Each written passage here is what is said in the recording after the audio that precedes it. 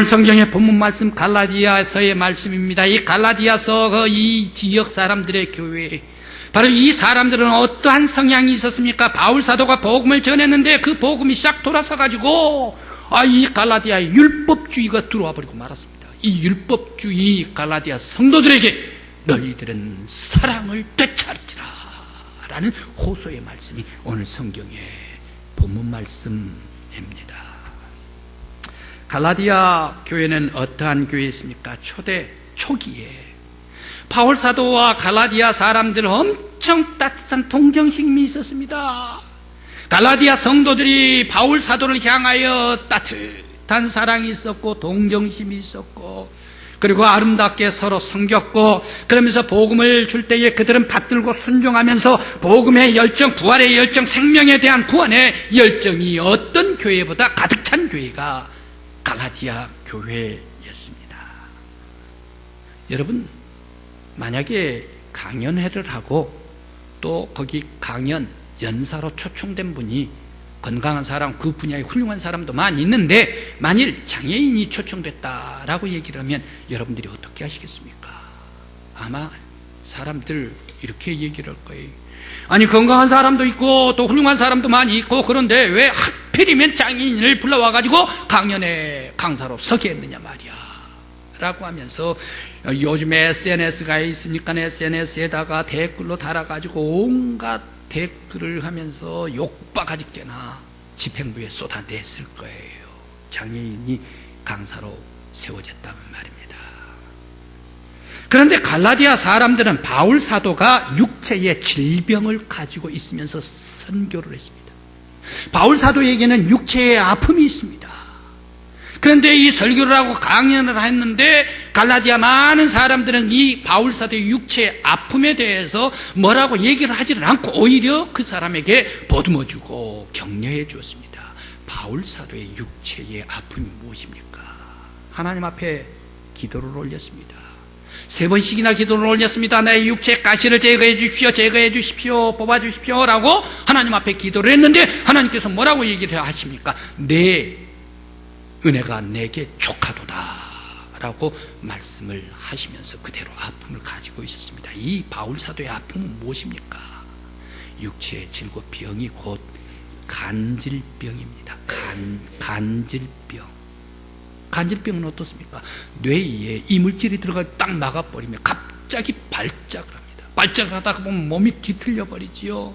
몸만 뒤틀립니까? 소리를 지르지요. 괴로우니까 소리만 지릅니까? 또 거기에서 아주 버금을 내물지요. 옛날에는 간질병이 더러들 많이 있었습니다. 그렇게 하는 이 바울 사도가 설교를 하면서도 아주 갑작스럽게 간질을 하며 빠르게 넘어가 버리고 말아요. 바로 그 말씀이 오늘 12절 13절 말씀에 계속해서 나오고 있습니다. 내 육체의 아픔, 그런 것이 있었는데 이런 아픔에도 불구하고 너희 많은 갈라디아 성도들이 나를 마치 하나님께서 보내신 천사와 같이 영접을 해 주었다. 나를 예수님 만나듯이, 예수님을 영접하듯이 너희들은 나를 영접해 주었다 라고 얘기를 합니다. 그러면서 바울 사도가 만일 내가 여러분들에게 원했었더라면 여러분들의 눈까지도 빼어 주었을 것입니다 라고 오늘 15절 말씀에 말씀을 주시고 있습니다. 이토록 갈라디아 성도들은 사랑이 지글거리고 통정이 넘치고 따뜻한 열정이 있고 예수 그리스도의 복음, 그 예수 그리스도의 생명, 바로 이것을, 부활의 생명을 들었을 때에 그들은 온전히 순종하고 하나님께 영광을 돌리며 열정적으로 믿었던 사랑이 지글지글한 텃밭이 갈라디아 교회 아니었습니까? 바로 이러한 교회가 갈라디아 교회입니다. 그런데 이 갈라디아 교회가 성도들이 싹 변심해버리고 말았네요. 변화해버리고 말았어요. 대개 젊은 사람들이 연애를 할 때에 이 자기 애인이 변심해가는 과정을 체크를 할 수 있을까요? 옛날에 편지를 주고받고 만나고 했었는데 지금은 아주 이 핸드폰, 스마트폰 이것으로 카카오톡이 주고받고 오가고 하면서 거기에 문자가 날아오지를 않는답니다. 뜸해진다네.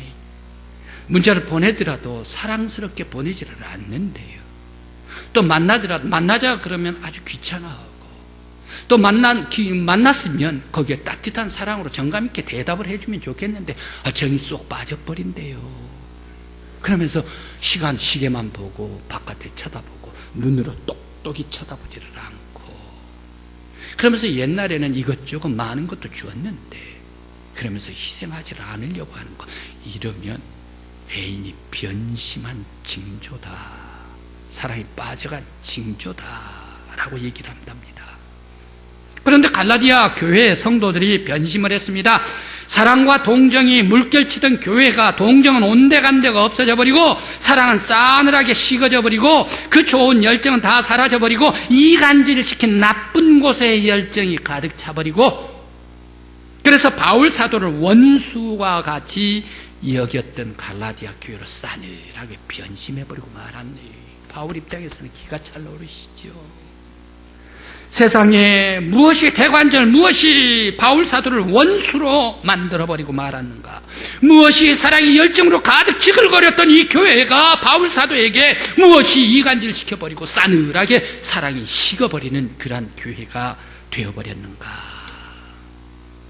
갈라디아 교회가 변심해버린 것은 그들의 얕은 믿음입니다.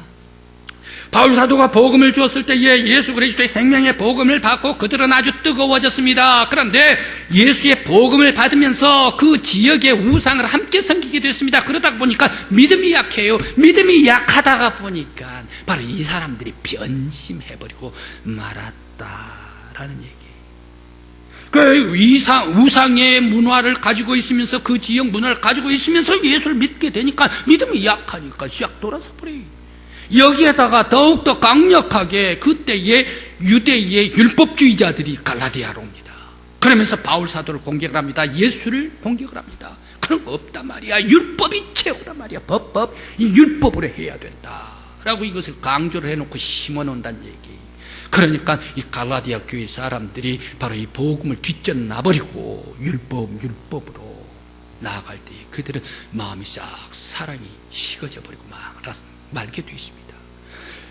사랑의 은혜로 지글지글 거려야 할 것이 법으로 가득 차버리니까 사랑이 싹 식어져 버린 갈라디아 교회가 되어버리고 말았습니다.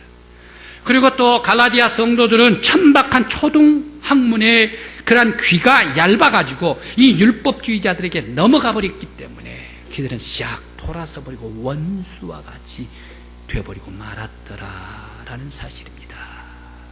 성도 여러분, 우리들은 이러한 사람들이 되어서는 안 됩니다. 우리 교회, 우리 믿음의 성도 여러분들께서는 오히려 그리스도의 사랑에 더욱더 성숙해져 가고 그리스도의 형상으로서 사랑으로 충만한 교회요 믿음의 성도들이 되시기를 간절히 기원합니다. 교회 안에서 성도들은 어떻습니까? 영향을 주고 받고 하는 분들이 성도들입니다. 좋은 영향을 주는 사람도 있고 또 거꾸로 뒤집어서 나쁜 영향을 주는 사람들도 있고, 그래서 모든 성도들은 다 함께 내 신앙이 다른 성도들에게 영향을 미치고 다른 성도들의 신앙도 나에게 영향을 미치면서 주고받고 신앙생활을 하는 사람들이 교회요 우리들이요 성도들입니다. 우리 성도들은 성도들의 신앙을 함께 격려하고 북돋워 줄지언정 다른 성도들의 신앙을 깎아내려버리고 이간질하고 아프게 찌르게 하는 그러한 성도들이 되어서는 안 될 것입니다. 나 한 사람 잘못된 고집 때문에, 나 한 사람의 교만 때문에, 나 한 사람 잘못 신앙적인 그러한 것 때문에, 율법적인 신앙 때문에 다른 곁에 아주 순수한 사람을 찌르는 성도들도 있을 수도 있습니다. 내가 잘못 신앙생활함으로 말미암아 율법 이렇게 법만 얘기를 하다가 거기에서 은혜를 다 멀리해버리는 성도들도 있을 수가 있습니다. 한 사람이 세속에 때가 묻어가지고 세속적인 것을 타협을 하고 받아들일 때에 젊은 사람들 그 사람을 쳐다보고 있는데, 그 장로님, 그 집사님, 그 권사님을 쳐다보고 있는데 그분이 그렇게 한다는 얘기. 그러면 우리들도 어른들도 그러는데 나도 똑같이 때 묻으면 적당히 때 묻으면 되겠다라고 젊은 사람들, 커나가는 사람들에게 잘못된 영향을 줄 수가 있습니다. 그렇기 때문에 우리 믿음의 성도들은 다른 성도들에게, 젊은이들에게, 순수한 사람들에게, 열정적인 사람들에게 신앙을 더욱더 따뜻하게 대표줄지언정 신앙을 깎아내려서는 결코 안 될 것입니다. 그러면 사랑이 무엇인가? 어떻게 하는 것이 사랑인가? 오늘날 우리 성도들 교회 안에서는 고전적인 사랑을 합니다. 보수적인 사랑을 지금까지 가지고 와 있습니다. 그래 법적으로 딱 해서 이것이 사랑이다 라고 하면서 꽉 붙잡고 있습니다. 그러면 고전적인 사랑, 보수적인 사랑 말고 현대적인 우리들의 사랑이, 오늘날 우리의 사랑이 무엇일까? 바로 현대적인 사랑은 친구에게는 믿어주는 것, 바로 이것이 사랑이랍니다. 어머님의 사랑은 속아주는 것, 이것이 사랑이랍니다.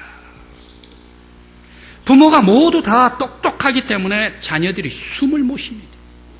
어머니가 똑똑하기 때문에 자녀들 어디로 보내버리고 맙니까?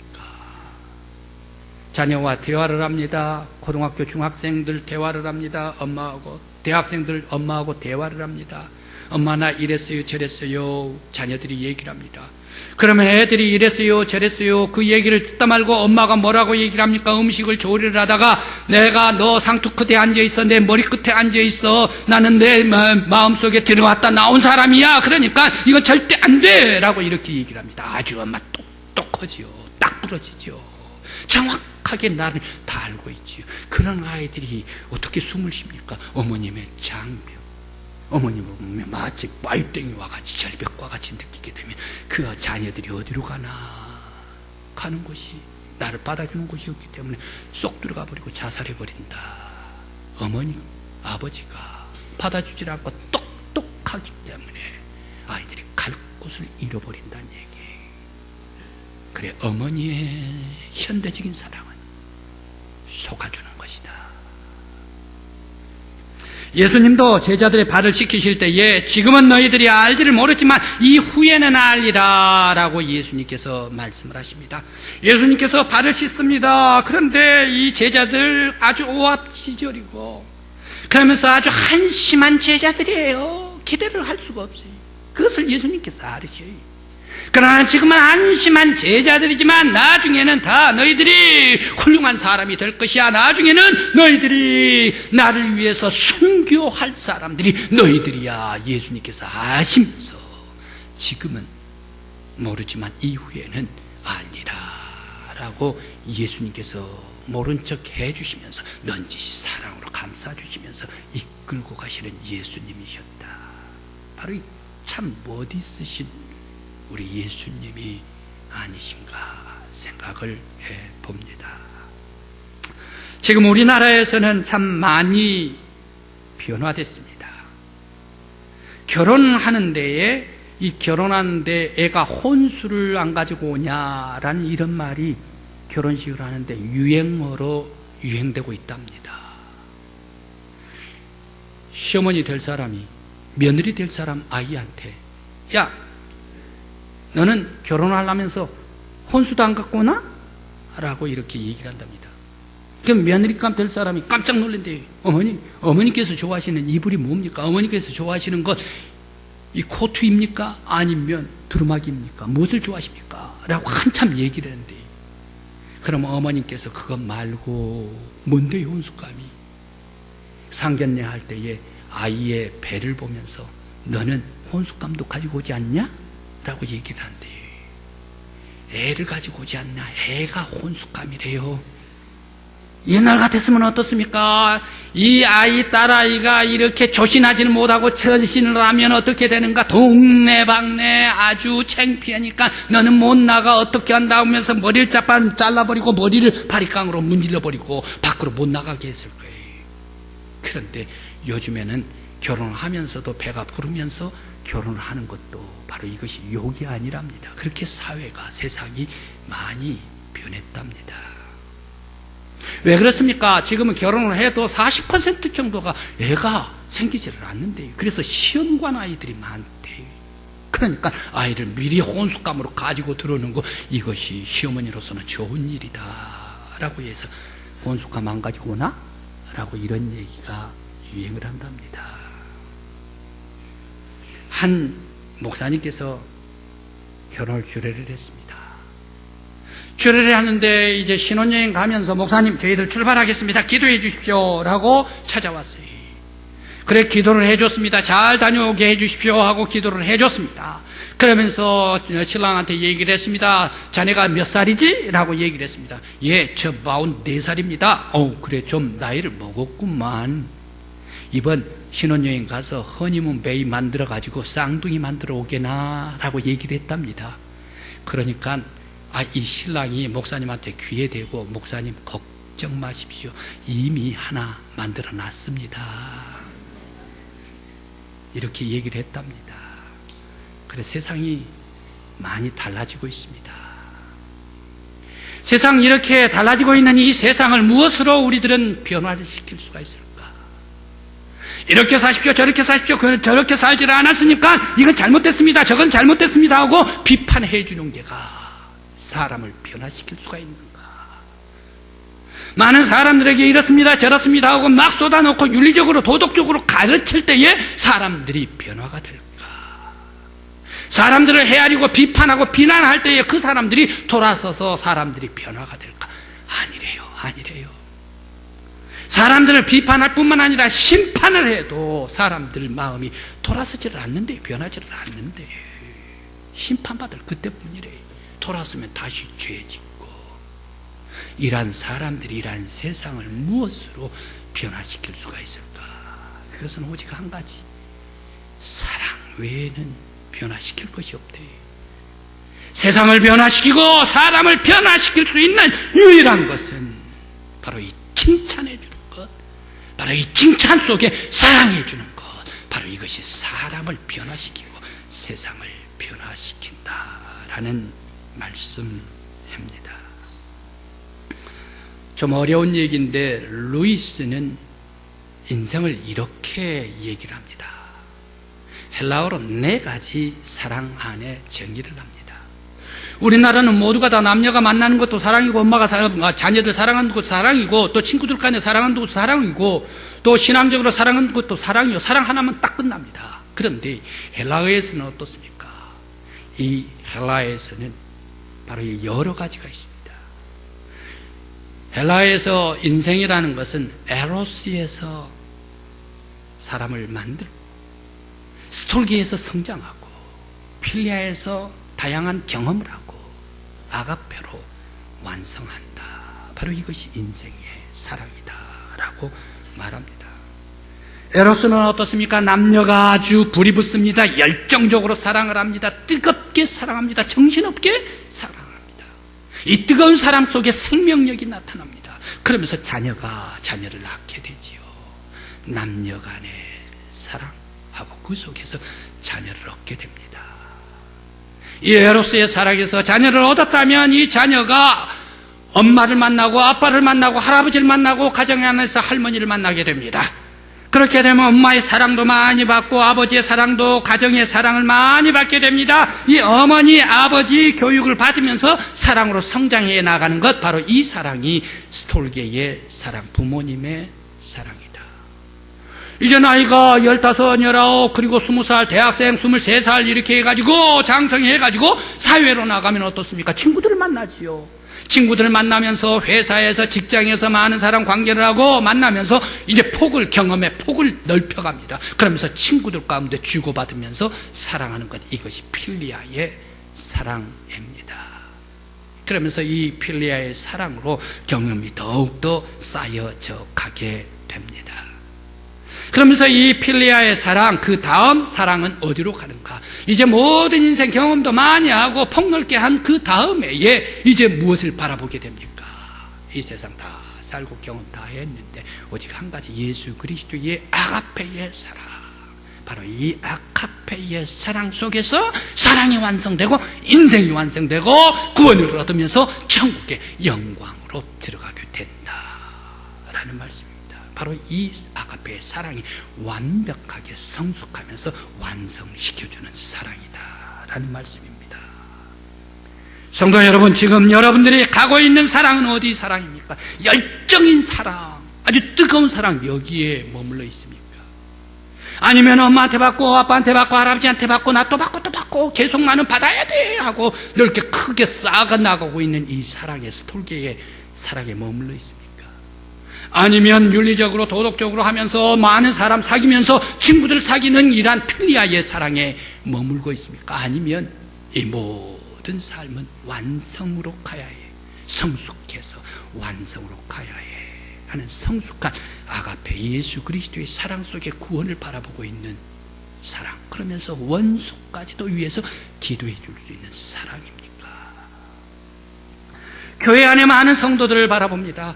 교회 안에 많은 성도들을 바라보면 스톨게의 사랑에 머물러 있는 사람들이 많아요. 두 번째 사랑, 어머님에게도 받고 아빠한테도 받고 할아버지한테도 받고 할머니한테도 받고 나라는 사람, 나라는 존재, 나라는 인격체 위에 목사님도 내 앞에 와가지고 사랑해 주세요, 나를 기억해 주세요, 목사님 기억해 주세요 해서 목사님이 봐야 그게가 아주 시원하고 목사가 봐야 칭찬을 받아야만이 내가 으뜸이 돼야만이 그 속에서 마음이 평안해진 성도, 바로 이것은 두 번째 스톨게의 성도, 엄마의 사랑을 벗어나지 못하는 성도들이 아닐까 생각을 해봅니다.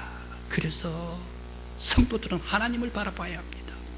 사람을 바라보는 게가 아니라 예수를 바라보고 십자가를 바라보고 예수가 어떠한 삶을 살았나, 어떠한 사랑을 살으셨나, 바로 우리의 인생에, 우리의 사랑의 완성을 향하여, 구원을 향하여 달려나가는 저와 여러분들이 되시길 간절히 기원합니다.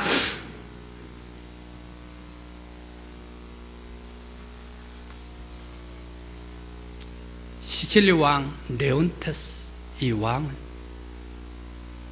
그에게 의심이 들어왔습니다. 그가 질투를 했습니다. 미움이 들어왔습니다. 그러다가 그 어떤 가정보다 더 행복할 수가 있었는데 그 왕의 왕궁 왕실 지옥으로 변해버리고 말았습니다. 바로 이 사랑이 떠나가 버린 집은 지옥이 되어버리고 말았습니다. 왕실도 한 개인도 궁궐도 사랑이 있을 때에 바로 그곳이 사랑의 텃밭이 되고 행복한 가정이 될 줄 믿습니다. 오늘 우리 교회에도 바로 이러한 사랑이 있을 때에 바로 우리 교회가 사랑의 텃밭이 될 줄 믿습니다. 텃밭은 무엇입니까? 집 안에 있는 것.